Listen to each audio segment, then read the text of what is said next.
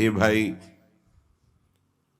अगर मेरी प्रार्थना समझ पा रहे हो तो समझ लो, कातव कांता, जिसे तुम अपनी स्त्री समझ रहे हो, पत्नी समझ रहे हो, पीछे कौन थी, आगे कौन रूप में जाएगी।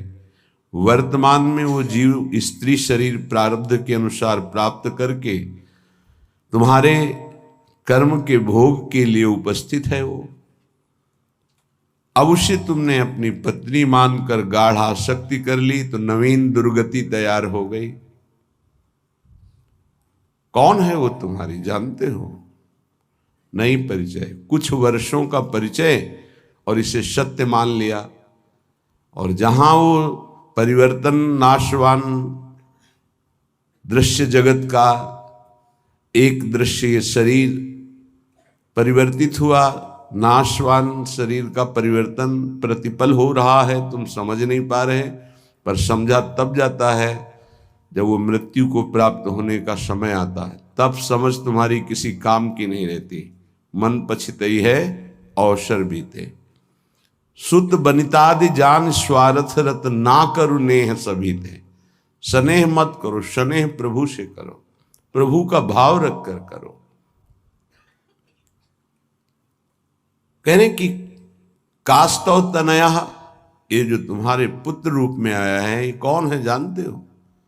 तुम्हारे कर्म का भोग भोगाने के लिए वही भगवद अंश आया है। ये कुछ समय के लिए आया है। शुभ कर्म तो वो सुख प्रदान करेगा, अशुभ कर्म तो दुख प्रदान करेगा, लेकिन वो तुम्हारा नहीं है। आप उसका परिचय नहीं जानते जो पुत्र रूप में आया हुआ है। स्थिरमति रेतन मृति मनुगणया,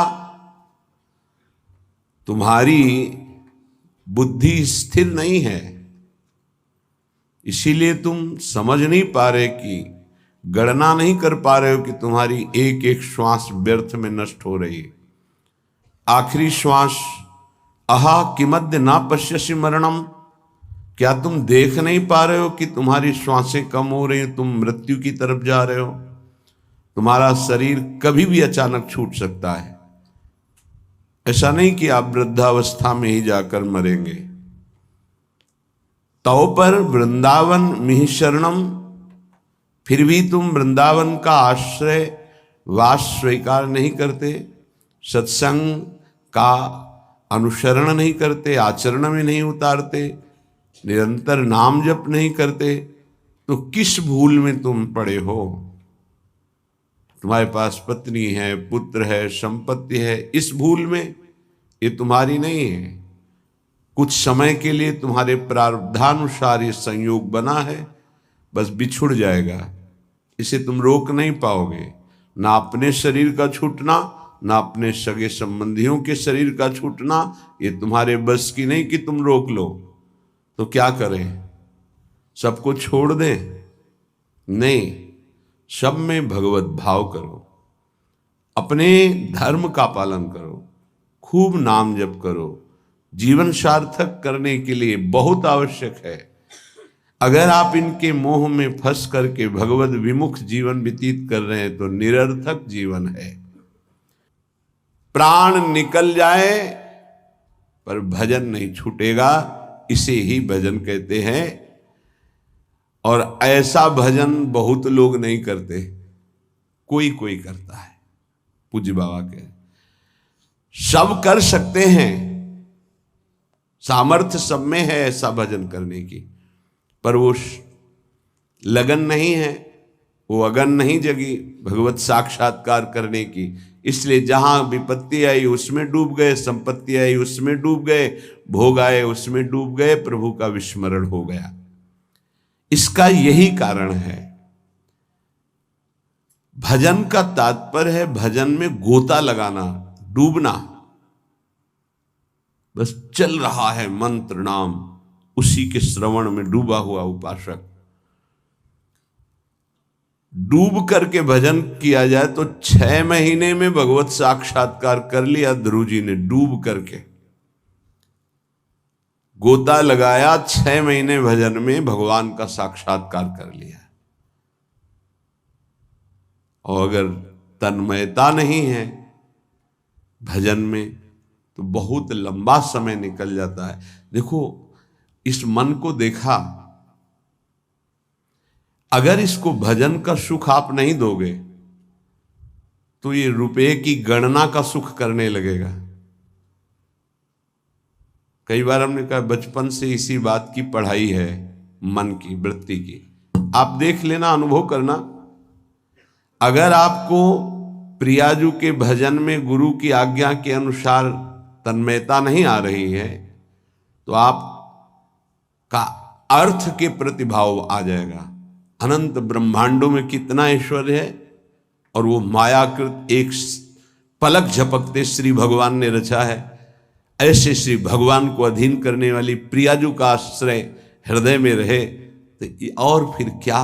पर उस भजन न होने के कारण हमारी स्थिति अपने आश्रय तत्व पर नहीं होती।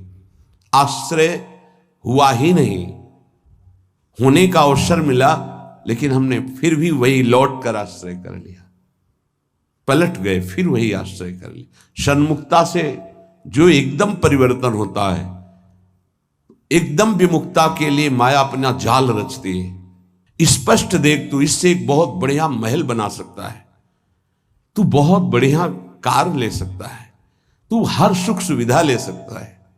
राजी हो गया। देखना सब व्यवस्था बढ़िया बन रही। नहीं नहीं, हम व्यवस्था बढ़िया नहीं बनाने आए, हम व्यवस्था को श्री जी के आश्रय से चाहते हैं, अपनी मन बुद्धि के आश्रय से। लाडली झुके महलों में रखो चाहे झोपड़ी में बाग, उसका केवल आश्रय अंतर से प्रभु का होता है। गृहस्थ और विरक्त की चेष्टाएं अलग होती हैं, निवृत्ति परक चेष्टा और प्रवृत्ति परक चेष्टा, बस ये ध्यान रखना है। निवृत्ति परक चेष्टा से कोई भी ऐसी सिद्धि नहीं जो आ न जाए। प्रवृत्ति परक चेष्टा में अतिथि सत्कार, परिवार की सेवा, समाज की सेवा, नाम जपने का अभ्यास, धर्म पूर्वक कमाया हुआ धन, तब वो आगे बढ़ता है। निवृत्ति परक चेष्टा एकमात्र भगवदाश्रय, उसी से सब हो जाता है। तभी लोगों को लगता है कि संत लोग बड़े धनी हो जाते हैं, उनको लगता है बड़ी चतुराई करते हैं। हमें लगता है कि क्या ये चतुराई आप में नहीं जागृत हो सकती है? क्या चतुराई? आप बल यहां पकड़े हो, बहुत चतुर है संत जन, ठग लेते हैं। किसको? ठगनी माया को भी। माया ठगनी विश्व को ठग रही, वो उसको भी ठग लेते हैं। वो बड़े चतुर हैं। रामई भजई ते चतुर नर, क्योंकि उस सच्चिदानंद का नाम एकत्रित किए हैं। एक नाम के ब्याज में पूरा त्रिभुवन नहीं है, उसकी बराबरी हम नहीं कह रहे नाम की, ब्याज में। एक नाम त्रैलोक ही तारे, जो न ले सो जन्म ही हारे। अभी अपने लोग महिमा नहीं जानते नाम की, सच्ची माने। किसी ने कहा कि समस्त संसार को तो हम दुखी में देख रहे हैं, अगर विश्व में कोई सुखी है, वो उपहास के प्रति शब्द थे। अगर विश्व में कोई सुखी है देखा जाता है तो संत जन देखे जाते हैं। उनका तात्पर्य अध्यात्म से नहीं था, उनका तात्पर्य भोगों से, विषय सामग्री से, वैभव से था। अगर तुम्हें ऐसा पता है तो तुम वैसा करके देखो, बहादुर हो। तुम्हारे में चतुराई की कोई कमी है क्या? बड़े चतुर हो। तय बालक नहीं भर्यो शयानब, तू बालक नहीं भर्यो शयानब, काहे कृष्ण भजत नहीं नीके। अरे तू बालक नहीं, बड़ा चतुर है, पर तू ठीक से भजन नहीं किया ना, इसीलिए ऐसा है। क्या चाहिए? त्रिभुवन का सर्वश्रेष्ठ पद 5 वर्ष का बालक प्राप्त कर लिया गुरु जी, क्या चाहिए? अखिल लोक चूड़ामणि भगवान के पास क्या कमी है? पर आपको उतना भजन करना पड़ेगा, आपको वैसे समर्पित होना। उस 5 वर्ष के बालक ने मां का प्यार, पिता का प्यार, राज्य सुख, शरीर सुख, सब भयों को त्याग करके इसी मथुरापुरी में आकर भजन किया। इसे मधुपुरी कहते हैं शास्त्र भाषा में। यहीं आकर के भजन किया और यहीं स्वयं सच्चिदानंद भगवान आकर दर्शन दिए और उनकी कामना पूर्ण की, उच्च पद की। गोता लगाना अर्थात उसमें डूबना, अर्थात उसका ऐसा दृढ़ चिंतन कि गुंजायमान केवल मंत्र और नाम हो रहा है। तुमसे सच्ची कहते हैं ये जीव बड़ा पागल हो गया है माया में, सत्य वस्तु को समझ ही नहीं रहा। पूज्य बाबा कह रहे उसको यही पता नहीं कि मैं यहां कमाने के आया हूं मृत्यु लोक में। पागलों की तरह घूम रहा है, कभी ये बटोर रहा है कभी वो बटोर रहा है, उसका लक्ष्य ही नहीं पता चल रहा कि तू आया क्या लेने यहां है, क्या कमाई करने आया है, उसको समझ में नहीं आ रहा। कई बार कहा ऐसा कमाई और ऐसे देश में कौन रहना पसंद करेगा। किसी भी देश में अगर ऐसी पद्धति हो कि आप यहां आइए, आपको घर मकान भोग सामग्री सब मिलेगी, बहुत ध्यान से सुनिए, पर जब आप हमारे देश से जाएंगे तो आपका कपड़ा तक उतरा लिया जाएगा। सब सुविधाएं मिलेगी, जब जाओगे तो कपड़ा तक उतरा लिया जाएगा। अब आप ऐसे देश में रहना पसंद करेंगे, ऐसे देश की कमाई पसंद करेंगे? कोई भी बुद्धिमान नहीं पसंद करेगा। और आप ऐसे ही देश में हैं जिसका नाम मृत्यु लोक है। कपड़ा तो कपड़ा रहा, आपका शरीर भी छीन लिया जाएगा। यहां की इस देश की कोई भी वस्तु लेकर आप नहीं जा सकते। अब आप विचार कीजिए आप कितने बड़े बुद्धिमान हैं और क्या कमा रहे हैं। खास बात है जब आप अपने देश को यहां से जाएंगे, अपना देश है भगवत देश, और आपके पास जाने का किराया भी नहीं रखा जाएगा और आपकी पोशाक उतार ली जाएगी, तो आपका यहां शरीर भी छीन लिया जाता है, शरीर संबंधी छीन लिए जाते हैं, बैंक बैलेंस छीन लिया जाता है, प्रॉपर्टी छीन ली जाती है। अब आपके पास रहा क्या? पूरे जीवन में जो पाप और पुण्य कर्म किए, पुण्य तो कोई बिरला ही कर पाता है, नहीं पाप ही होते हैं। अगर पुण्य हुआ तो उसे बचा नहीं पाता है, वो 4 लोगों से कहकर खाली हो जाता है, पुण्य नष्ट हो जाता है।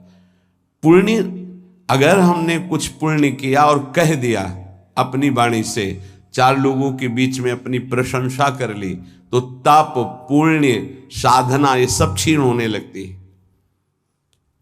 हम वृंदावन गए थे, 100 साधुओं का भोजन कराया और फिर ऐसा ऐसा ऐसा, और संत जन कह रहे थे कि ऐसा भोजन तो आज तक हमने नहीं पाया भगत जी, आपने जैसा पवाया।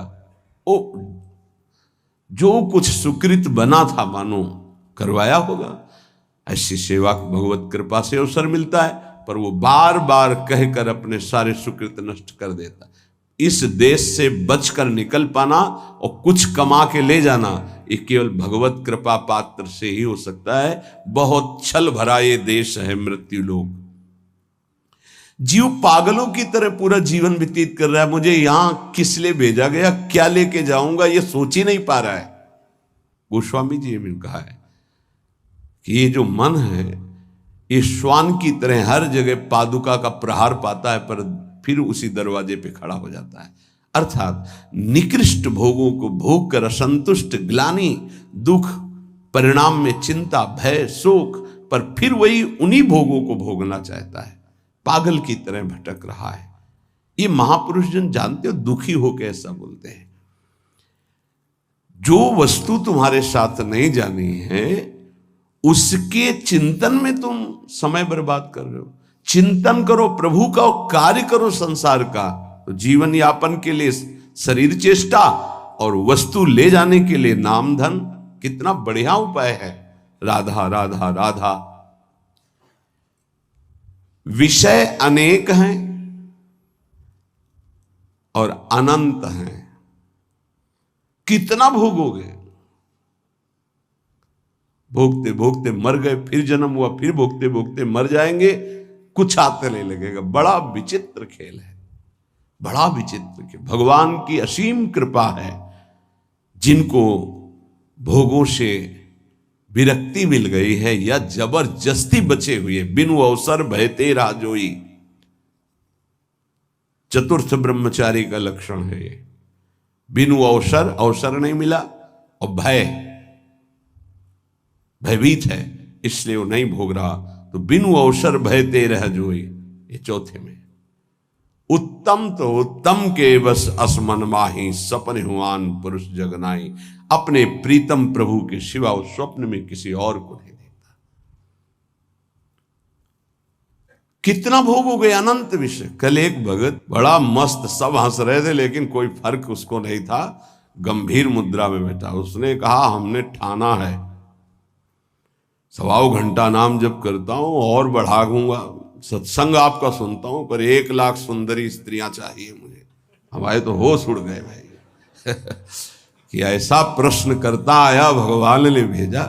पर अपने को सबका आदर और दुलार, मेरी लाडली जो ऐसी हैं, करुणा करुदार, नहीं तो 1 सेकंड में कि आप कृपया बाहर होइए, यहाँ कोई भगवत चर्चा कीजिए। लेकिन अच्छा पॉइंट ये था कि वो नाम जप करता था और उसके अंदर आशा थी। देखो वासना की कितनी भूख बड़ी हुई, पर वो बहुत गंभीर, और ऐसा नहीं कि कोई देखने सुनने लायक हो, वो बहुत बड़ी गंभीरता से कह रहा था कि मैं 1 लोक प्राप्त करना चाहता हूं, उसका सम्राट बनना चाहता हूं और 1 लाख सुंदरी स्त्रियां हो। वो नहीं बोल रहा है, उसका भोलापन है, अज्ञान जिसे कहते हैं। वासना इतनी बड़ी हुई कि उसको लग रहा है अगर ऐसा हो गया तो मैं बड़ा सुखी हो जाऊंगा। भागवत में चरित्र है चित्रकेतु राजा का, आप पढ़ करके देख लेना, श्री शुकाचार्य जी वर्णन कर रहे हैं। उनके 1 करोड़ रानियां थी। क्या परिणाम में क्या जरा देखना, पढ़ना। निराश, हताश, उदास होकर ऋषियों के पैर पकड़कर तब वो अनंत भगवान की उपासना मिली और वो भगवान का साक्षात्कार किया, अनंत शेष भगवान संकर्षण का। और वो बहुत सावधानी का विषय होता है। ऋषियों की कृपा हुई, पद मिला, भगवान संकर्षण ने उन विमान पे बैठ के भगवान शंकर के पास गए। विमान पे जहां सनकादि जो है अपने श्री चरणों से नंगे पैर चल कर जाते हैं और प्रणाम करके नीचे बैठ करके सत्संग करते हैं महादेव जी से, वो सब बैठे हुए थे और ये सीधे विमान से ही गए। विमान में बैठे बैठे आकाशचारी विमान। भगवान से कहा कि एक साधारण पुरुष भी अगर अपनी स्त्री से वार्तालाप करता है तो एकांत में करता है। आप तो वो महायोगाधिराज योगिंद्रों मुनिंद्रों के गुरु भगवान शिव, तो अंबा जी वामांग में बैठी हैं, आप बैठे और ब्रह्म का उपदेश कर रहे हैं। उनका ये क्या हूं, सब ऋषि आश्चर्यचकित हो गए कि ये कैसा। तो अंबा जी ने कहा अच्छा तुम्हें वरदान मिल गया है, विमान मिल गया है, तो तुम जगत गुरु भगवान शिव को उपदेश करने आए हो, मतलब आसुरी प्रवृत्ति तुम्हारी बढ़ रही है, तो इसका शासन करने के लिए तुम्हें दंड विधान चाहिए। प्रभु तो करुणामय है, वो कुछ बोलेंगे नहीं, इसलिए हम तुम्हें शाप देते, जाओ असुर भाव को प्राप्त हो जाओ। वही वृत्तासुर के रूप में प्रकट हुए थे। तो अंतिम समय भगवान से जो प्रीति मांगी वो माता जी की ही कृपा थी। या देवी सर्वभूतेषु बुद्धि रूपेण संस्थिता, मानो माँ ने कृपा करके उनको उस अहम से रहित करके पावन भक्ति प्रदान करी। ये जो वासना है ये जीव के सर्वनाश के लिए अनंत जन्मों से पीछे पड़ी हुई है। वो तो एक भोला व्यक्ति, अज्ञानी व्यक्ति अपनी बात कर रहा है। आप अंदर से देखो, ऐसी लाखों वासनाओं की परत जमा है। हमको रोज नाम जप रूपी सोहनी लगा के इसे साफ करना है। पर ये विषय अनेक अनंत, मन कहता है इनको भोग लो फिर हम भजन कर लेंगे। कभी नहीं, तुमसे सत्य कहता हूं, जितना इस मन की बात को मानोगे उतना ही प्रभु से दूरी होती चली जाएगी। और ये सिखाता है कि जलन हो रही, अगर भोग लेते हैं तो शांति हो जाए, फिर बढ़िया भजन कर लो। इसकी शिक्षा यही होती है, क्योंकि जानता है भजन के लोभ से ये हमारा साथ दे देंगे। साधक जहां उसको उसकी इंद्री का भोग दिया मन को, बस फिर वो उसको ऐसा फंसा के पटकता है कि भजन कब कहां कैसे हो रहा था सब गायब हो जाता है। और वही भोग चिंतन, वही विषय चिंतन, वस्तु चिंतन, शरीर चिंतन। बहुत सावधान। गौरांगी प्रियाजू के आश्रय के बिना तुम प्रियाजू को नहीं जान सकते, प्रेम को नहीं जान सकते, वृंदावन को नहीं जान सकते, इस महासमुद्र प्रेममयी लीलाओं को नहीं जान सकते, चाहे शास्त्र पढ़ लो, चाहे ब्रह्म ऋषियों का संग कर लो, या चाहे जितनी बड़ी साधना कर लो, उद्धव से ज्यादा कोई ज्ञानी नहीं होगा। वो कह रहे कि वासुदेव ने इशारे से उद्धव को बता दिया कि परम पावन वृंदावन की भूमि में प्रेमियों के संग में ही प्रेम प्रकाशित होता है, विशुद्ध प्रेम। ऐसे गौर आश्रय का दृढ़ अवलंबन लेकर हम वो प्राप्त कर सकते हैं जो किसी साधन सूत्रों से नहीं प्राप्त हो सकता। ये सौभाग्य अपने लोगों को स्वाभाविक प्रियाजू की कृपा से मिल गया कि वो हमारी इष्ट हैं, राधई वेष्टम, वही हमारे इस सत मार्ग के प्रकाश करने वाली हैं। राधा वल्लभीय, वल्लभीय हमारे यहां वल्लभ हैं राधा, प्रीतम है राधा, प्राणनाथ है राधा। और मार्ग को ही संप्रदाय कहते हैं, सुदृढ़ मार्ग, जैसे सरकार के द्वारा बना हुआ राजमार्ग, जिसे पहले जीटी रोड कहते थे, अब क्या कहते हैं पता नहीं, जो बहुत है हाँ हाईवे, जो हम तो गांव की भाषाओं से जीटी रोड कहते थे। ये वो सुदृढ़ संप्रदाय का मतलब होता है सुदृढ़ मार्ग। बोले कहां जा रहा है? बोले सीधे निकुंज जा रहा है, कहीं मोड़ नहीं है इसमें। राधा वल्लभीय, वल्लभ है जहां की राधा, मेरे प्राणनाथ श्री राधा, श्री श्यामा प्यारी जो। इस मार्ग की प्रकाशक स्थापना करने वाली श्री स्वामिनी जी, राधई वेष्टम, संप्रदाय कर्ता, आचार्यों, अपने मार्ग का स्वयं उपदेश करने के लिए वही हित सजनी है, दूसरा कोई नहीं। हित सजनी, वही हित प्रेम सखी के रूप में, वही हित प्रेम आचार्य के रूप में, वही हित प्रेम गुरुदेव के रूप में। मंत्रदहा, मंत्र का दान करने वाली श्री किशोरी जू ही है। निज मंत्र स्वयं स्वामिनी जू ने श्री हितजू महाराज को प्रदान किया। मंत्रदह, मंत्र दाता, सदगुरुष्य, परम सदगुरु श्री लालजू महाराज हैं। कृष्ण वंदम जगत गुरु, ऐसे कृष्ण की वंदना करता हूं जो जगत गुरु स्वरूप में विराजमान हैं। चाहे वेदांत हो, चाहे योग हो, चाहे भक्ति हो, चाहे कर्म योग हो, सबके गुरुदेव श्री कृष्णचंद्र जो हैं। किसी भी संप्रदाय का, किसी भी मार्ग का, किसी भी भाषा का हो, गीता जी का आश्रय लेता ही है। गीता जी श्री जगत गुरु भगवान श्री कृष्ण के श्रीमुख से स्वयं प्रकट हुई है। जैसे वेद श्वासों से, ऐसे वाणी से गीता जी श्री जगत गुरु भगवान की वाणी है गीता जी। कोई ऐसा नहीं है विश्व में जो गीता जी को न मानता हो। गीता जी की व्याख्या उर्दू में, अंग्रेजी में, हिंदी में, संस्कृत में और बहुत बड़े बड़े महापुरुषों ने की, हर संप्रदाय के महापुरुषों ने की।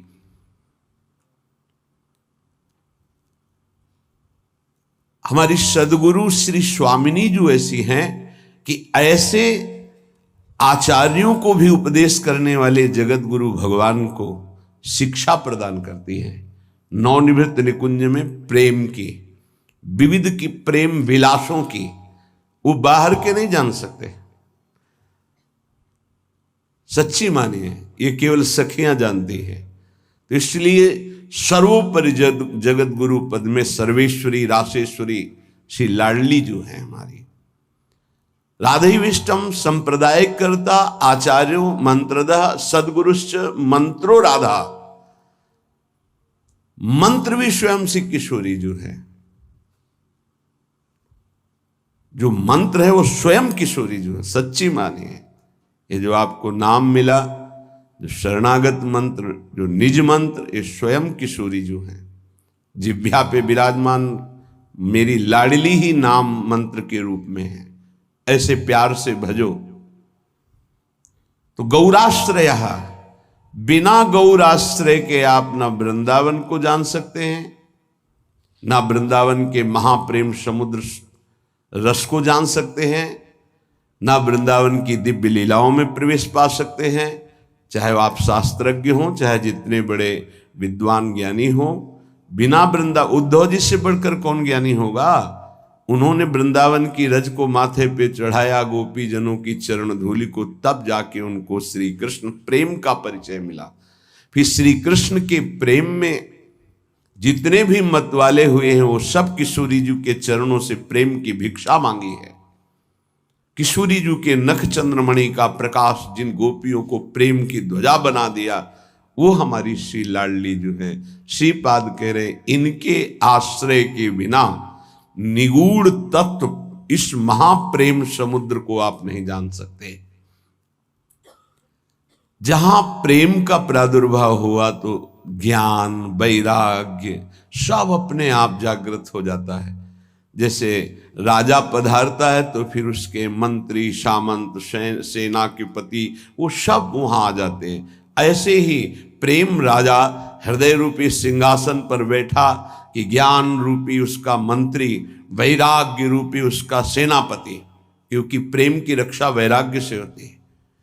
और प्रेम से जो ज्ञान प्रकट होता है, उसी ज्ञान से भगवत तत्व का वास्तविक बोध होता है। आत्मरति जिसे कहते हैं, रति माने प्रेम।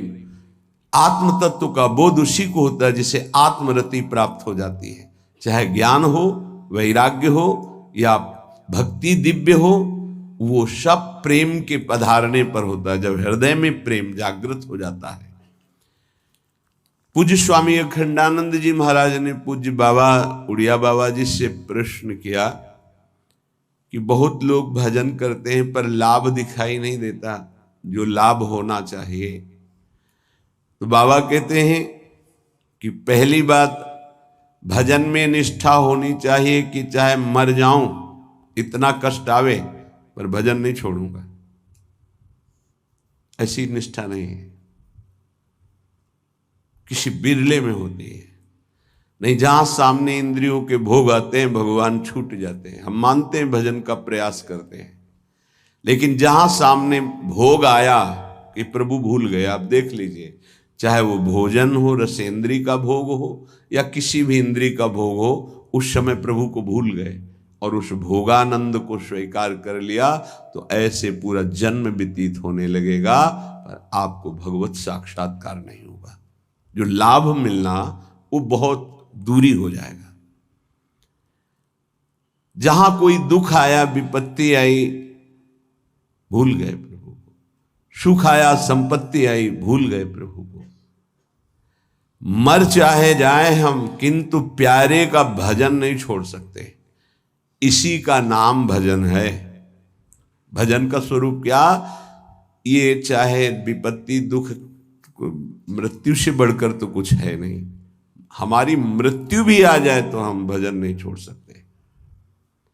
अब त्रिभुवन की राज्य लक्ष्मी मिलने पर जो आधे पल के लिए भी प्रभु का विस्मरण नहीं करता, उसे भक्त कहा गया है, महाभागवत कहा गया। तो कुछ भी सुख सुविधा मिले उस समय हमें प्रभु का, यही तो कसौटी है कि आप उत्तम से उत्तम आकर्षणकारी भोगों के बीच में, लेकिन भगवत विस्मरण नहीं है।